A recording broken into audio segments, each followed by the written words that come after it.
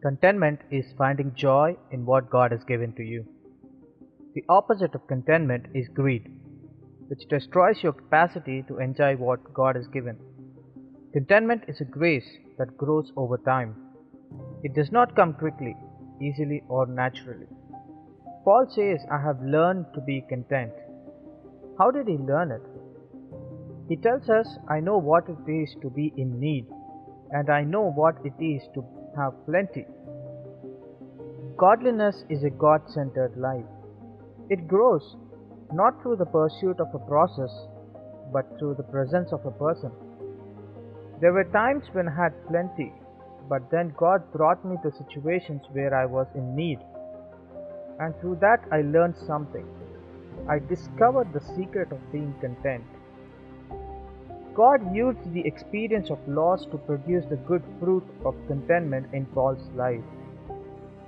Have you discovered the secret of being content? How can you find joy in what God gives you, especially when it is less than what you had before? A Christian comes to contentment not so much by a way of addition as by a way of subtraction. Contentment does not come by adding to what you have, but by subtracting from what you desire. The world says that you will find contentment when your possessions rise to meet the levels of your desires. The Christian has another way to contentment, that is, he can bring his desires down to his possessions. Godliness with contentment is great gain. Not just gain, but great gain. Paul says, if you have godliness with contentment, it will be of huge advantage to you. Why did he say this? It has to do with the consequences of not being content. Because you cannot keep what you gain, you will encounter powerful temptations. You may wander from your faith, and you will experience great sorrow.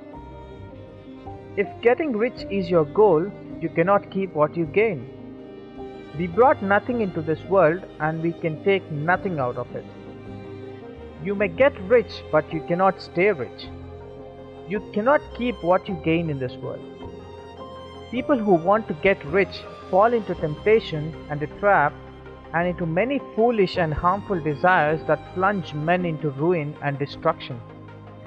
The love of money is a root of all kinds of evil. If you set your heart on money, you expose yourself to powerful temptations that ruin many people. Some people, eager for money, have wandered from faith. In the parable of a sower, our Lord speaks about seed that is choked by thorns and thistles. The seed is the God's word. The thorns and thistles are the worries of life, and the deceitfulness of wealth, and the desires for other things.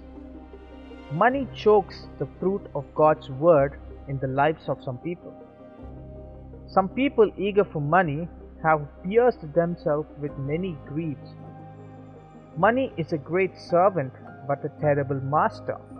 If you set your heart on money, money will break your heart. You will not keep what you gain. You will fall into powerful temptations. You may wander from the faith. You will pierce yourself with many griefs and sorrows. That's why godliness with contentment is great gain. When you have less, learn the art of contentment. This rare jewel is not found when you have more, but when you have less. Bring your desires down to the level of your possessions. Learn to enjoy what God has given more than you grieve what He has taken away. Practice the art of godly contentment, and you will find that it is a great gain. God bless you.